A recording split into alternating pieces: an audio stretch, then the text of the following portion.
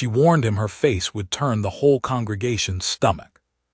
The first thing she said to me, before she gave me her name, before she told me where she was headed, or why she was on the road alone in October with nothing but a carpet bag and a mule that looked older than God, was a warning.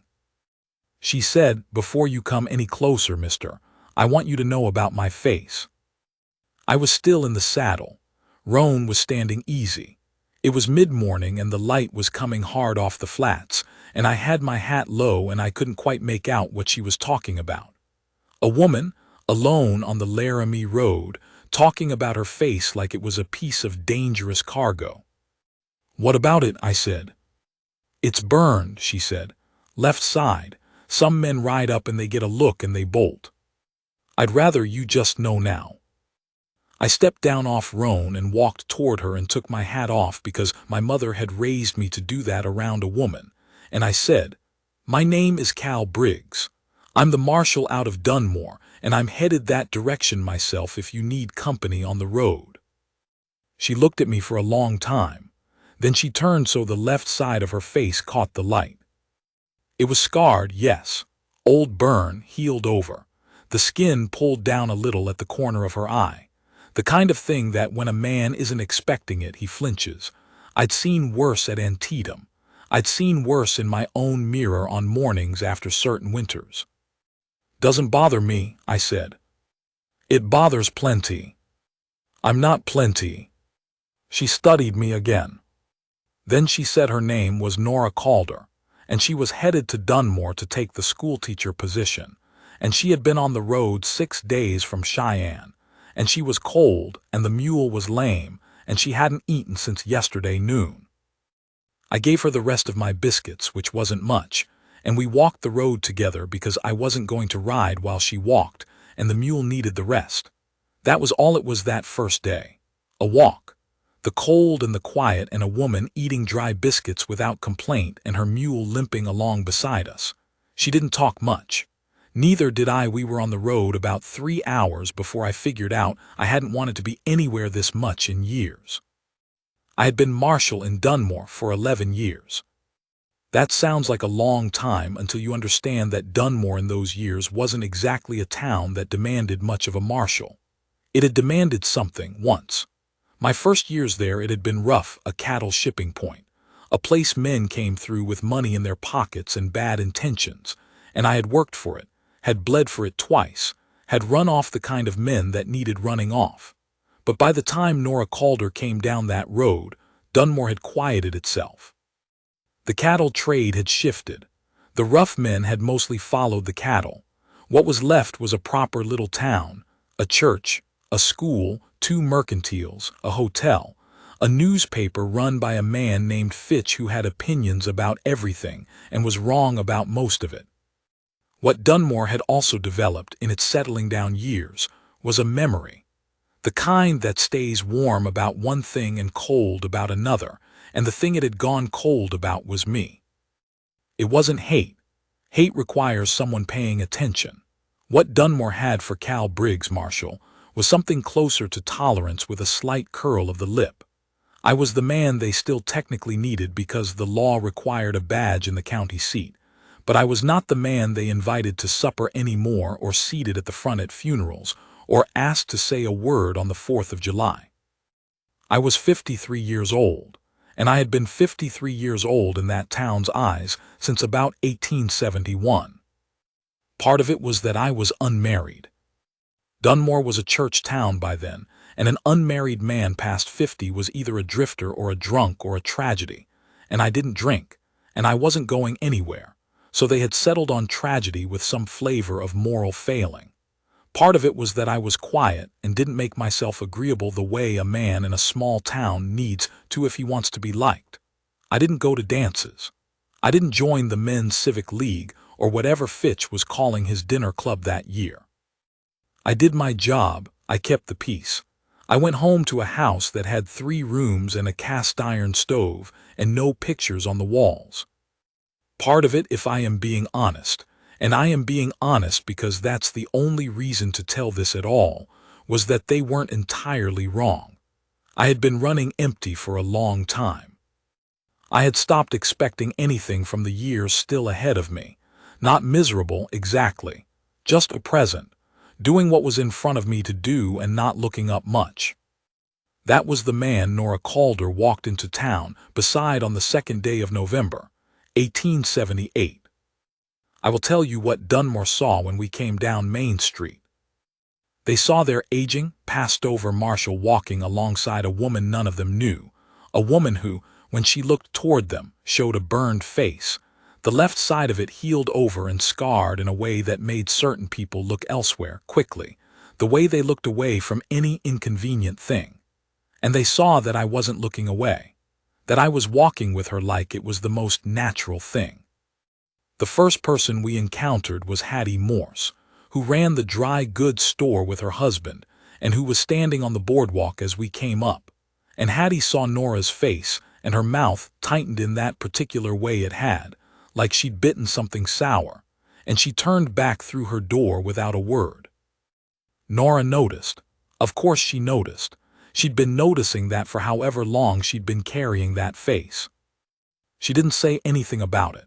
She walked straight and she held her carpet bag with both hands, and when I showed her to the boarding house run by a widow named Etta Good, she said thank you the same way she'd been saying everything, plain and without debt in it, like she appreciated the courtesy but wasn't going to let herself need it.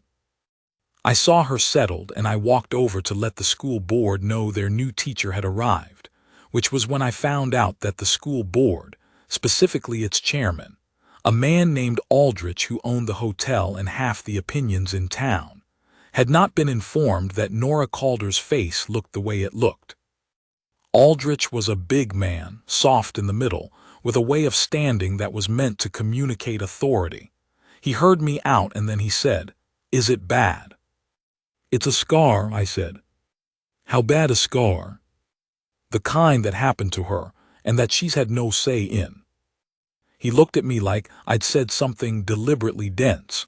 "The parents of our children will have concerns, Cal." "The parents of your children hired a school teacher." "I'd check her credentials before I checked her face." "Cal," he said my name like I was a stubborn piece of furniture, "I'm sure she's fine. I'm just saying there may need to be a conversation." "You have that conversation with her," I said. "I'll be interested to hear how it goes." I don't know why I said it like that. I had spent a long time in Dunmore keeping my head down, not making trouble, doing the job and staying out of the quarrels between whoever was jockeying for position in the men's civic league or the ladies' auxiliary or whoever ran things that week. But something in the 2 days on that road, the cold and the quiet and the way she ate those biscuits without complaint and talked about latitude and longitude like a woman who'd studied things and thought about them, and the way she turned her face toward me on the Laramie Road and warned me, straight on, matter of fact, like a woman who had learned not to bother hoping. Something in all of that had gotten loose in me. I walked back to the boarding house. I knocked. Etta Good let me in and called for Nora, and Nora came out of the back room with her hair still up from the road, and she looked at me and said, "What's wrong?" "Nothing's wrong," I said. "I just wanted to say that Aldrich may come to speak with you, and that you don't owe him anything except what's in your credentials." She was quiet for a moment. Then she said, "Is Aldrich the kind of man who decides things?" "He thinks he is." "Then I'll need to talk to him." "You don't have." "Marshall," she said, "I have been talking to men like Aldrich since I was 19 years old. I know how to do it." I stood there a moment. I said, "All right." She said, "Thank you for the escort." I said it wasn't an escort. I was going this direction anyway. She almost smiled, almost. The good side of her face moved a little. Then she thanked Etta Good and went back to her room, and I went home to my 3 rooms and my cast-iron stove, and I sat down in the chair by the stove and stayed there for a while without lighting it. She talked to Aldrich. I don't know exactly what was said because I wasn't there, but the result was that Nora Calder started as the school teacher of Dunmore the following Monday, and the school board said nothing more about her face, at least not to her directly. What they said to each other was its own business, and I tried not to care about it, and I mostly couldn't.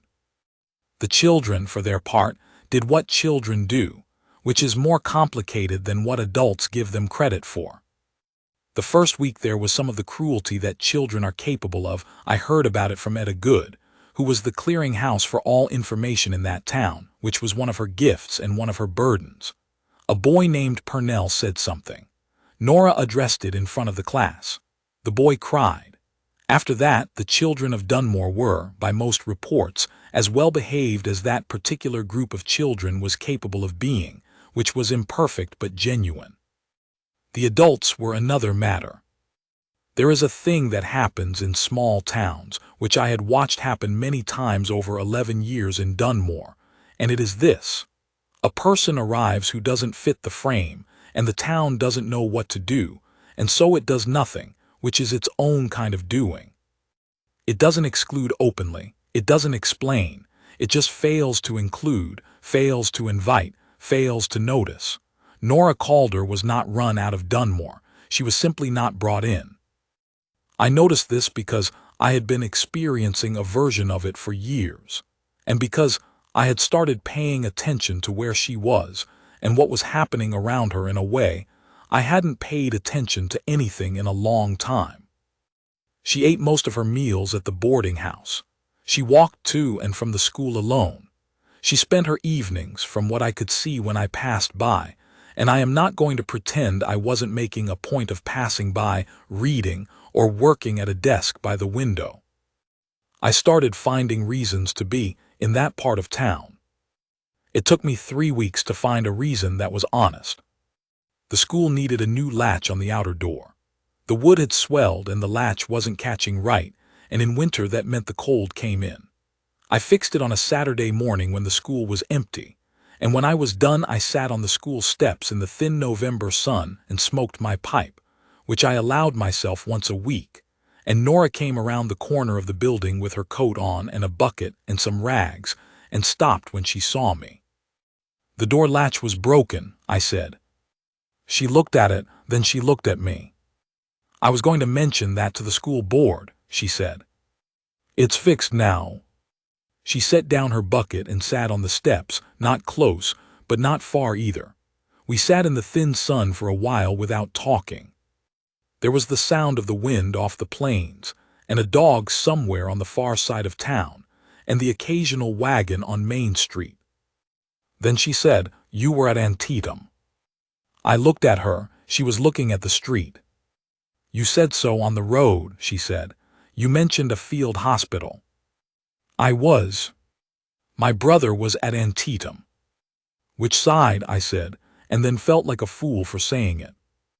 "The one that lost," she said without bitterness. We were quiet again. After a while she said, "He came home. He was the one who got me out of the house when it caught." She paused. "He didn't come out himself." She said it the way she said most things, plain, no excess on it. But it sat in the air between us and I let it sit. "I'm sorry," I said. Because there wasn't anything else that was true. She nodded once, the way a person nods when they've carried something long enough that they know exactly how much it weighs and where to set it down without making a show of it. We sat there another quarter hour. Then she said she had cleaning to do, and I said I had rounds to make, and we both stood up and went our separate ways, and I went 2 blocks in the wrong direction before I noticed. December came. The plains in December are a particular kind of beautiful that you have to be in the right state of mind to appreciate, and I was, for the first time in a long while, in something approaching the right state of mind. Cold, yes. Spare and hard, and the sky going white by mid-morning some days, the wind dragging itself across the flats with nothing to stop it for 100 miles in either direction. But something in me had opened up toward all of it again. The cold of it, and the bigness of it, and the way sound carried differently in the winter air. I started walking past the boarding house less, and going to the school more often, which was easier to explain to myself, and also to anyone who noticed, since the school had, in fact, Several things that needed occasional attention from someone with a toolbox and a free Saturday morning. We didn't talk a great deal, Nora and I, but we talked more than I had talked to anyone in years. And it was the kind of talking that surprised me, not town talk, not the weather and the price of cattle, but real things. She had read more than anyone I'd met. She knew history the way a person who needed it knows history, not for show, but because it held something she was looking for. She had opinions about politics that she'd mostly learned not to voice in public, and that she spoke plainly to me because I think she had sized me up and decided I could be trusted to disagree without punishing her for it. We disagreed about some things, we agreed about others, both felt good, both felt like something. She told me she'd come from Georgia originally, which I had half guessed from the slight pull in certain of her vowels. She taught in 2 other towns before Dunmore, both of which she'd eventually left, and she said it without drama, but I understood enough to know it had not been entirely her choice each time. A town would tolerate her, and then something would shift, a new family moving in, a change in the school board, some event that made the question of her face suddenly visible in a new way, and the tolerance would curdle, and the next thing was a polite suggestion, and then she was on the road again. "How many times?" I said.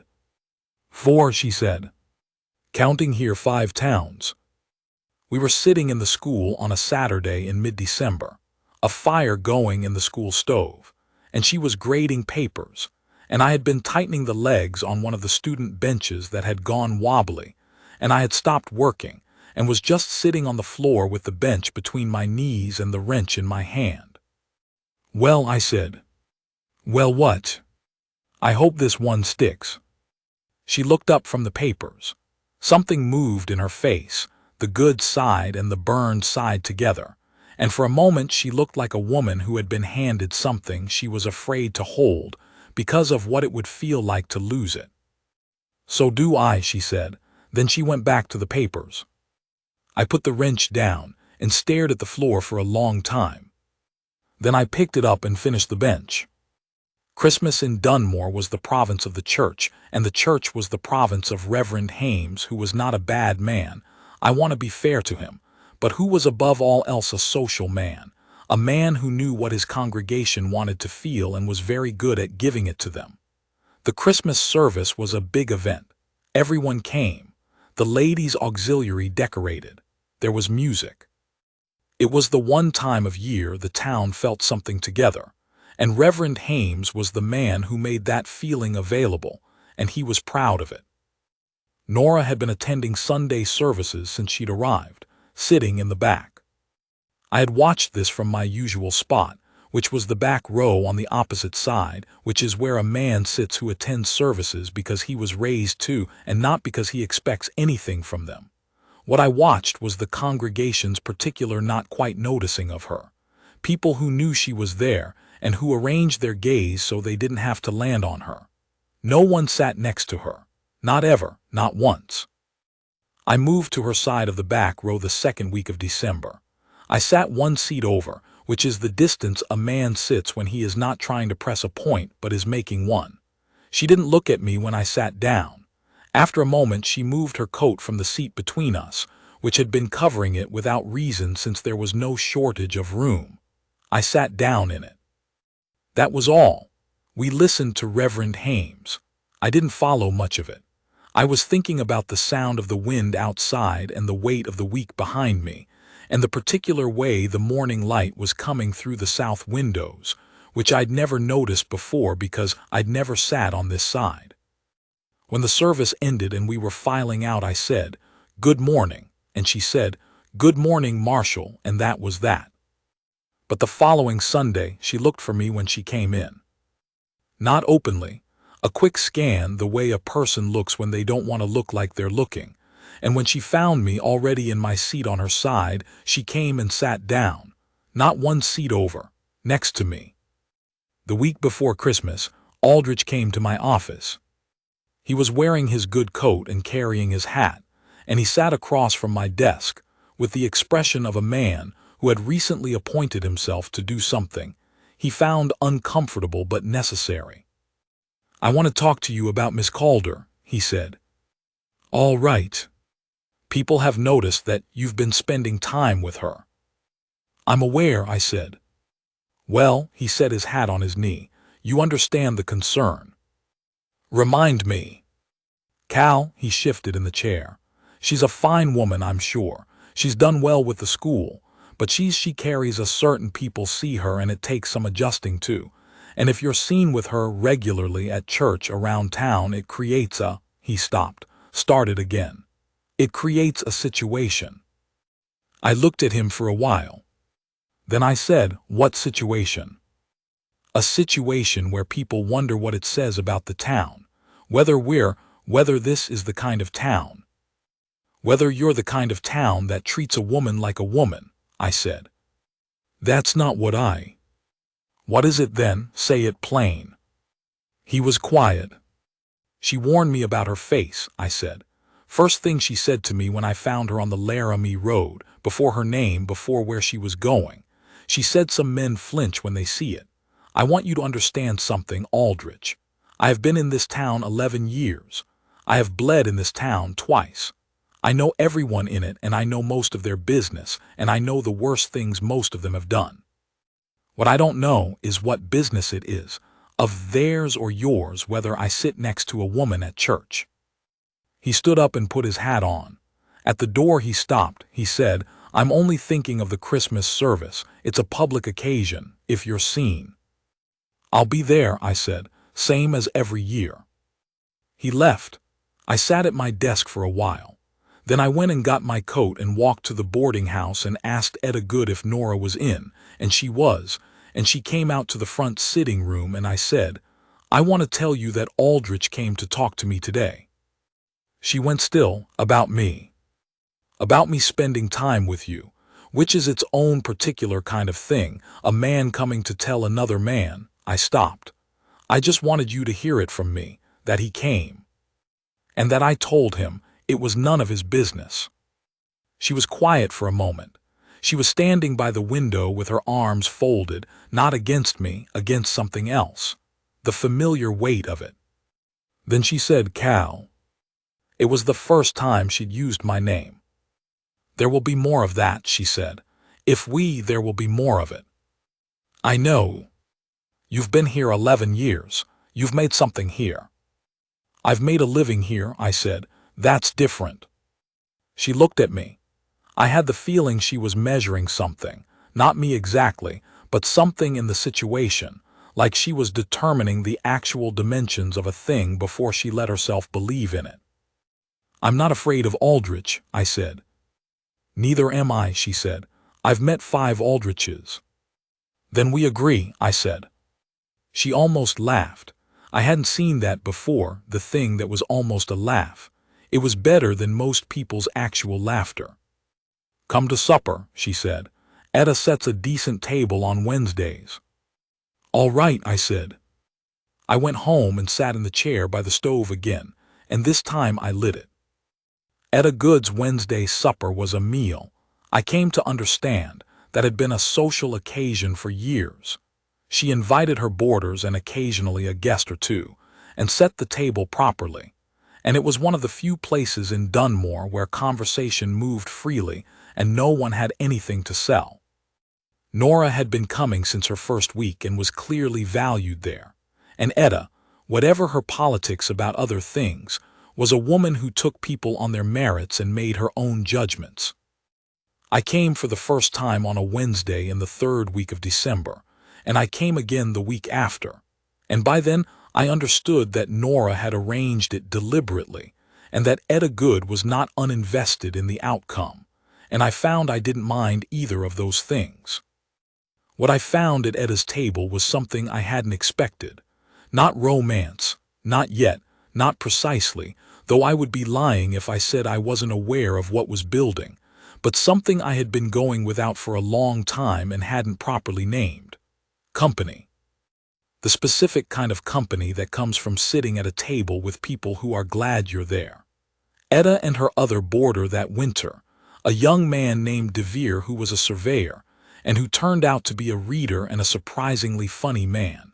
And Nora, who talked at that table in a way she didn't talk in public, easier, quicker, with that almost laugh that was becoming a real laugh more often. I sat across from her each time. She had a way of listening when someone else was talking that was completely still, not polite listening, real listening. You could see her turning a thing over in her mind. And then she'd say something that moved the conversation somewhere none of us had thought to go, and Devere would say something back, and Etta would interrupt with something that was both off-topic and perfectly relevant, and the evening would go an hour longer than any of us had planned. I walked her back to her room after each supper, even though it was down the hall and required no escort, because I wanted 4 more minutes of it. On the 4th Wednesday, she stopped at her door and turned and said, "You're a different man than you were on the Laramie Road." "You've known me 6 weeks, I said. "I know," she said, "but I think that's true anyway. I think something changed when you came back to town." I didn't say anything to that. I thought about it for a long time after I went home. She wasn't wrong. The Christmas Eve service was on a Sunday that year. The whole town came. Reverend Hames had the church lit with every lamp they owned, and the ladies' auxiliary had done something with evergreen and ribbon, and the result was that the small wooden church looked like what a child imagines a church should look like, which is not nothing. People filed in wearing their good clothes and talking to each other with a warmth that the cold outside seemed to concentrate rather than diminish. I arrived early, the way I always did, because 11 years had made me a man who knew where everyone sat and noticed when someone sat in a different place, and I liked to arrive when the room was still empty enough to read properly. Nora came in about 10 minutes later. She was wearing a dark green dress I hadn't seen before, and her hair was up, and she looked, I will just say what she looked like. She looked fine. The kind of fine that has nothing to do with what everyone else thinks and everything to do with what the person has earned and carries without apology. She came down the aisle and I watched the room do what the room did, the slight turning away, the rearranged attention.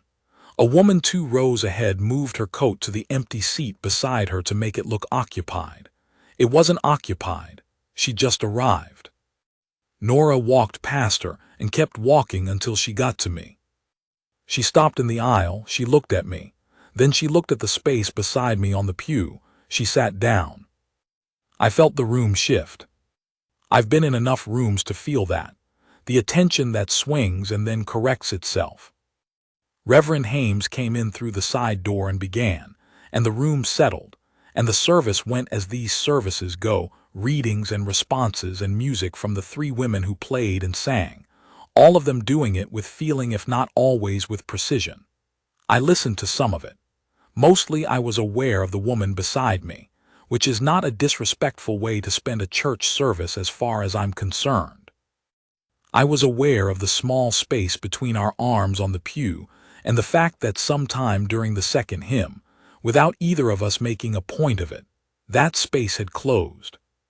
At the end, when Reverend Hames was giving his final words and the room was in that particular quiet, she put her hand on mine. It was on my knee, the left hand just rested there. Not a statement, not a performance, just a hand. I turned mine over and held it. The woman 2 rows ahead, I noticed, had shifted so she wasn't looking back. The man beside her was looking at the front. Aldrich, who was 3 pews over on the good side of the church, was looking at Reverend Hames with the focused attention of a man who has decided not to look anywhere else. Reverend Hames said Amen. Everyone said Amen. The service ended and the room began to move, and the lamps threw their light out into the cold night through the open door, and people filed out past us. Not everyone avoided us. Devere came over and shook my hand and said Happy Christmas to us both, and meant it. Etta Good put her hand briefly on Nora's arm, which from Etta was as warm as most people's embraces. A few others. Not many, but some. On the way out, Hattie Morse was at the door. She was one of the women who had helped with the decorating, and she always stationed herself at the door after Christmas service. I think she liked it, like being the one people came past. When we reached her, she looked at us both, and I don't know what calculation happened in that moment, but she looked at Nora and she said, "Miss Calder, Merry Christmas," plain and direct. The way decent people say things when they finally decide to. Nora said, "Merry Christmas, Mrs. Morse."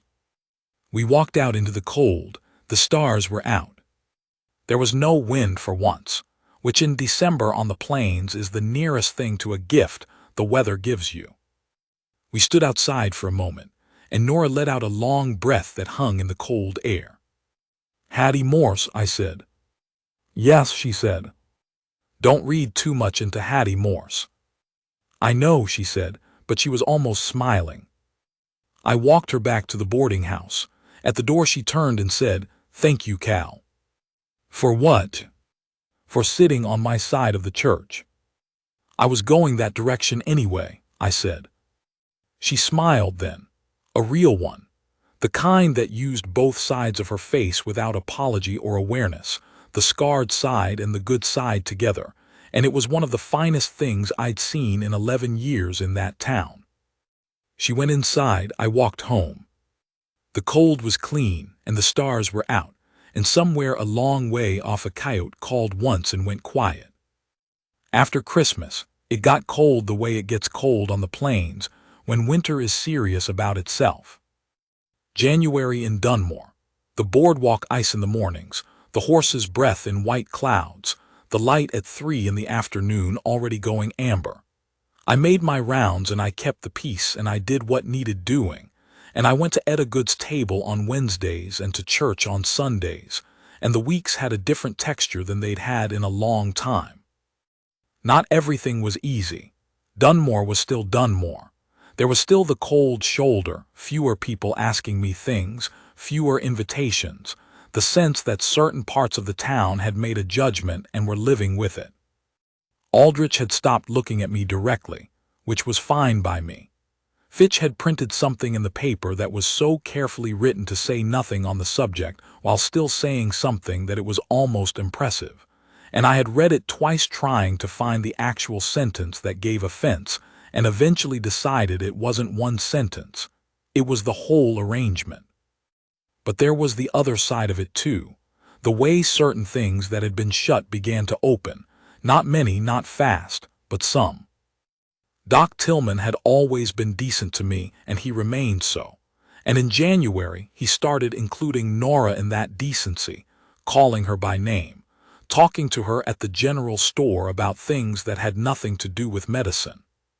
The DeVere boy from the boarding house had taken to walking Nora to the school some mornings, not romantically. He was 24 and she was 41, but as a genuine gesture of company from a man who had decided she was someone worth the gesture. Etta Good had always been in our corner, and she made it more visible as the winter went on, which in a boarding house full of people meant something. And the children, I keep coming back to the children. By January, Nora's school was something people mentioned. Even the people who had opinions about Nora Calder had opinions about what she was doing in that schoolroom, and the opinions about the schoolroom were, by any accounting, good ones. She had them reading things they hadn't read before. She had them working problems that assumed they were capable of working them. The Purnell boy, who had been the one to make the remark in the first week, his mother told Etta Good, who told me, that he'd asked to stay after school on a Friday to finish a reading. The Purnell boy, who had previously been removed from his mother's hair by violence and who was considered essentially unteachable by 3 previous teachers. Things change on their own timeline and you can't hurry them. I'd learned that about towns, but they do change if something good and steady is sitting there waiting for them too. In February, she told me about the fire. We had taken to walking on Sunday afternoons when the weather allowed, which in February on the plains was not as often as you'd like, but was more often than you'd expect if you weren't from there. There are days in February that break open clear and still, the cold clean and the light particular, and those days feel like a gift that you shouldn't examine too closely. We were walking on the edge of town where the plains ran up to the back of the church lot, and she was telling me about her father's farm in Georgia, and how it had looked in early spring when there was still something worth looking at before the war changed everything about that land and the people on it. And then she stopped and looked at the horizon for a while, and then she told me about the fire. She'd been 19. The house had caught in the night. She didn't know for certain how, they'd never known, and by the time there was anyone to investigate, there wasn't much to investigate. Her brother had gotten her out through a window. He'd gone back in for her mother. He'd gotten her mother out too, and then gone back a second time for her father, and by that time the roof had come in. She told it without ornament, without the pauses that people put in when they're performing grief. She just told it, the way she told things. When she was done, we walked for a while in silence. His name was Thomas, she said. Thomas, I said. He was funny, she said. Everybody liked him. That kind of funny where you didn't know how he did it. He just saw things sidewise. We walked some more. I said I had a brother, younger, died at Chickamauga. She looked at me. His name was Eli, I said. He was not particularly funny. He was stubborn as hell, and he had a mean way with horses, and I thought when the war was over there would be time to work that out, the thing between us. Was there something between you? Not much, I said. We were just brothers, but when he was gone, I stopped. There wasn't time, I said. She put her hand through my arm. We walked like that for a while, her hand in the crook of my arm, and the cold, and the particular light of February in the afternoon, and the two of us carrying the people we'd lost in the way you carry them. Always, quietly, just there. You'd have worked it out, she said. I think so too, I said. But I didn't, and now I'll never know. You know, she said, you just know it without the evidence. I thought about that. It was the kind of thing she said sometimes that I turned over for the rest of the day. The kind of thing that was true in a way that required her particular mind to see it. We walked until the cold got serious again, and then we turned back toward town. March came, and with it, the mud and the smell of the plains warming up after winter, that wet particular smell that is nothing else on earth, and the days stretching out at both ends, and Nora Calder getting through her first year in Dunmore, and something shifting in how the town held her. It was not a conversion. These things never are. There was no moment when everyone in Dunmore looked up and said we were wrong, welcome here. That's not how towns work. What happened was quieter and more durable, one person at a time, doing the small thing that was the right thing. Hattie Morse, who had turned away on the boardwalk in November, started speaking to Nora at the general store. The school board renewed Nora's contract for the following year. I heard about this secondhand, and I did not pretend I wasn't glad. Reverend Hames, to his credit, preached a sermon in March that was not about Nora but was, in a way that I and probably others understood, in the vicinity of the subject, something about the body of Christ being made of unlikely parts, and to his credit, he didn't look at Nora when he said it. But I want to tell you about the afternoon in late March. I was in my office, and the light was coming in at the angle that meant it was mid-afternoon, and I heard footsteps on the boardwalk and then Nora's voice at the door, which was unusual. She didn't come to my office. She came in. She was still in her teaching coat, and she was carrying her satchel, and she sat down across my desk without taking the coat off. I waited.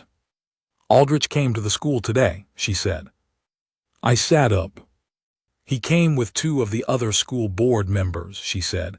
An inspection, he called it. He watched the last hour of class. He asked the children some questions. He looked at their work on the boards. And I said, and he said, she stopped, looked at her hands. Then she looked up at me. He said the children's reading had improved significantly. He said the mathematics work showed remarkable progress for a frontier school. He said, she stopped again. Then she said, he said she's a fine teacher. He said it to the other men. He didn't say it to me, but I was standing right there. We looked at each other. He should have said it to you, I said. Yes, she said. He should have, but he's not going to do that. No, I said. So she put her hands flat on my desk. So I stood up and came around the desk. She stood up too, and she was right there, the green dress and the satchel and her hair coming loose from its pins the way it did by the end of the school day. And she looked up at me with the expression she had when she was measuring something. You have been very steadily here, she said. Yes, I said. Since November.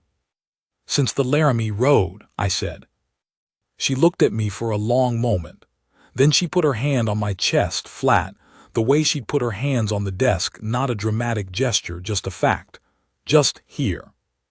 I need you to know, she said, that I am aware of what it costs in a town like this, to be on the wrong side of the opinion. I've been on the wrong side of this town's opinion for a while, I said. The floor feels about the same. She almost laughed, and then she didn't laugh, and instead she said, I don't want you to. Nora, I said. She stopped. I found you on the road in October, I said. You warned me about your face. You were cold and your mule was lame and you hadn't eaten since the day before. And you told me about your face like it was a fact about the weather, like, here is a thing that is true and you should know it. Not asking for anything. Just telling me the truth because you'd learned it was better to say it first. She was very still. I have been the marshal of this town for 11 years, I said. And in 11 years I have been useful to this town and I have done my job and I have not once, I stopped, tried again. I stopped waiting for something to feel like something a long time ago, I said. And then you were on the road, and now I am not going anywhere and I need you to understand that. She looked at me for a long time. The afternoon light was coming through the office window, and it was on the right side of her face, and she was looking at me the way she looked at things when she was really looking, completely still, turning it over. Then she put both hands on my chest and pressed her face there, just for a moment, her forehead against my shoulder, and I put my arms around her, and we stood like that in my office in the afternoon light, with the town going about its business outside the window. She said into my coat, I have been so tired. I know, I said. Not of you, she said. I know, I said. We stood there a while longer. Then she straightened and took a step back and smoothed her coat with both hands and picked up her satchel. Supper, she said. Wednesday. Wednesday, I said. She went out and I stood in my office in the afternoon light and listened to her footsteps on the boardwalk and the sound they made going away from me, and then the sound they made coming back, and the door opened, and she looked at me one more time. Just looked. Then she was gone. Spring in Dunmore.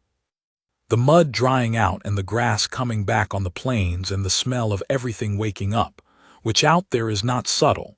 It is the plains, and when the plains wake up they do it the way they do everything, which is at a scale that makes you feel appropriately small. We were not, by spring, a secret. We hadn't been a secret since Christmas Eve, but by spring there was nothing ambiguous about it. I was at Etta Good's table every Wednesday. I walked her home from church every Sunday. I came to the school on Saturday mornings, and she sometimes came to my office on Tuesday afternoons, and we sat and argued about whatever was in the Cheyenne newspaper that had arrived that week, which was usually either politics or ranching, and occasionally both at once. The town had sorted itself out on the matter, the way towns do, which means most people had decided it was fine, or had decided not to decide, and a few people had decided it wasn't fine and were living with that decision. Aldrich was in the last category, but he'd run out of moves and seemed to know it. Fitch, the newspaper man, had written another careful arrangement of sentences that said nothing, and I'd stopped reading those pieces, and I think he'd stopped writing them. What I noticed in the spring was the change in myself that I hadn't been able to see clearly while it was happening, but could see now that it had settled. I had stopped walking with my head down. I don't mean that literally, though it might have been somewhat literally. I mean the thing a man does when he's been going through the motions long enough that it feels like his natural state, the shrinking, the not expecting, the getting through. I'd been doing that for years without noticing I was doing it, and now I wasn't doing it, and the difference was noticeable to me in a way I found slightly embarrassing, like discovering you've been slightly wrong about something for a long time. I'd started doing some things to the house. It had 3 rooms and a cast-iron stove and no pictures on the walls, and I had replaced the water-damaged boards on the back porch and fixed the hinge on the bedroom shutter that had been wrong for 2 winters and put up 2 shelves in the front room. Partly this was practical. Partly it was the kind of thing a man does when he starts thinking about a house as something someone else might also be in. Nora had been in it once, in April. She came with Etta Good to bring me a meal on a Thursday when I was down with a cold, the kind that came in the spring transition and laid you flat, and she'd sat in the chair by the stove while Etta fussed, and she'd looked around the room with that still, observant look of hers. She didn't say anything about the shelves. But a few weeks later she gave me a small framed drawing that she said she'd had since Georgia, a pen and ink of a field and a tree line, and she said she'd thought it might suit the front room. I put it on the wall above the shelves. That was in April. In May I asked her to marry me. I did not ask her in any dramatic fashion. I asked her on a Tuesday afternoon when she came to my office, and we were sitting across from each other with the newspaper, and she was making her argument about the senator from Wyoming and why his position on water rights was going to cause problems in 30 years. And she made her point, and I said, "You're probably right." And she said, "Of course I am." And I said, "I'd like you to marry me." She stopped. I looked at her. She was looking at the newspaper, not reading it. "I want to live in the same house with you," I said. "I want to argue with you about the senator from Wyoming for a long time. I want to still be doing that when we're old, which is not far off for me and not far enough for comfort for either of us. I want that." She set the newspaper down. She looked at me. "You know what they'll say," she said. "They'll say it anyway," I said. "I'm not asking them." The town can have its opinions," I said. "It has opinions about everything else. This is mine." She was quiet for a long time. A full minute, maybe. I have been in rooms where the quiet was a bad kind and rooms where it was a working kind, and this was the second kind. She said, "I told you about my face on the Laramie Road before I told you my name." "You did." "Because I'd learned," she said. "I'd learned to say it first, so that when a man bolted it was right away before I'd let myself." "Nora," I said. "I'm not bolting," she said. I'm telling you why I said that first. I need you to know it wasn't." She stopped. She said, "I have been bolted from many times, and I learned to say it first so I could manage it, so I could tell myself I'd warned them and they'd made their choice with full information, and that made it." She stopped again. Her jaw tightened and then released. "That made it something they chose," she said, "not something done to me." I went around the desk. I sat on the corner of it, which put me closer to her level, and I said, "I didn't bolt." "No," she said. "I'm not going to." She looked at me for a long time with that particular look, the measuring one, but something in it was different from the first time I'd seen it, less like she was calculating what a thing would cost, more like she was already knowing what it was. "Yes," she said. Just the one word, plain. "Yes," I said back. She put her face in her hands for a moment, not crying, just somewhere private. Then she took her hands away and she was herself again, clear-eyed, direct, her hands flat on the arms of the chair, and she said, "Now sit back down. I haven't finished my argument about water rights." I laughed. I don't know when I'd last laughed in that office. Maybe never. We married in June. I want to tell you about the church. Reverend Hames was willing, which had been the question I'd turned over for a few weeks, and the answer turned out to be yes, without negotiation, which moved my opinion of the man in a direction I hadn't fully expected. He was a social animal, Reverend Hames. He knew his congregation and he wanted his congregation to be happy with him. The fact that he said yes anyway, I gave him credit for that. We kept it small. Etta Good, the DeVere boy, Doc Tillman and his wife, who had started to include Nora in their circle by spring and who were warm about it. A few of the teachers' families. The Purnell boy's mother had come around completely by June, and she brought her husband, who was a quiet man who had probably always been fine and had just been running behind his wife's opinion, and some others, enough to fill the first 3 pews. The church was not decorated the way it had been at Christmas. It was plain, a June morning with the windows open and the smell of the planes coming in, and a certain quality of light that belongs to the high plains in early summer, which is particular and good. Nora came in wearing a blue dress, the color of a very early morning sky, is what it looked like to me, though I am not a man who describes colors often, and she came up the aisle without anyone giving her away, because there was no one to do it, and that was fine. She walked up on her own, which was more her than anything else would have been. I was standing at the front with Reverend Hames. I had been standing there for 10 minutes, which was long enough to think about things more thoroughly than was probably useful. I had thought about what I was 53 years old and what I had and hadn't made of those years, and about Eli, who hadn't had them, and about the 11 years in Dunmore that had felt like going through motions, and about a cold October morning on the Laramie Road when a woman who had survived fire and the road and 5 towns had told me the truth about herself before she told me her name. She came up the aisle, and she stood beside me, and she looked at me. Not at the congregation, not at Reverend Hames, at me. The left side of her face and the right side, the burned and the unburned, both looking at me with the full clear attention she gave to everything she decided was worth it. And I looked back at her.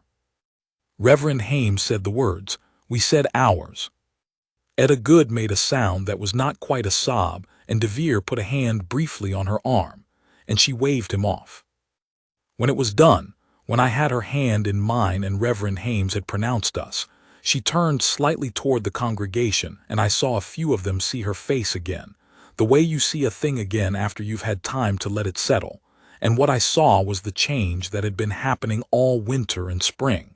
Not all of them, but most of the ones in those pews. You could see the thing that had shifted in how they held her.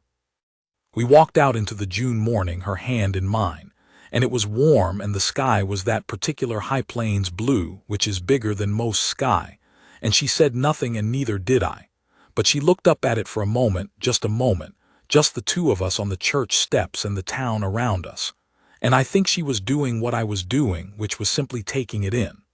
All of it. What was ahead and what we'd both come through to get there, and the fact of the morning, which was plain and warm and good. I told you at the start, this was a thing that happened to me. That's what it was. Not a thing I arranged or deserved or worked out by being smarter than anyone else. A thing that happened, a woman on a road in October with a lame mule and a carpet bag and a burned face and a voice that said what it meant and nothing else, and a choice, mine and then hers, that we kept making every time Dunmore made it inconvenient. I have been asked over the years since what I think it was that changed. Why that town, why that woman, why those weeks? I think the honest answer is that I had been a man going through his life with his head slightly down, and then I sat across from someone who had excellent reasons to do the same thing and who refused to, and that refusal was contagious. She still teaches. The school board has renewed her contract 5 years in a row now. Aldrich is still on it, and he is still not a man who says the right thing to the right person, but the contract gets renewed. The Purnell boy will be going to a college out east in the fall. That is Nora's doing, though she would say the boy did it himself, which is true and also not the whole truth. The house has pictures on the walls now, more shelves than 2 people strictly need. A kitchen garden that I started and she improved on significantly. There are mornings when I come in from the early rounds and she's at the kitchen table with her papers from the day before, and the lamp still burning from the night and the coffee on, and I stand in the door for a moment before she looks up. And she looks up. That's what I wanted to tell you. Not the hard parts, though I told you those too. The thing I wanted to get to was that look. The way a woman looks at a man when she chose him freely and kept choosing him and means it. Not because she has to, not because there was no one else, but because she looked at him on a cold road in October with full information and decided yes. What that is in a man's chest, if you've had it, you know. That morning light on her papers, and the lamp still going, and she looks up.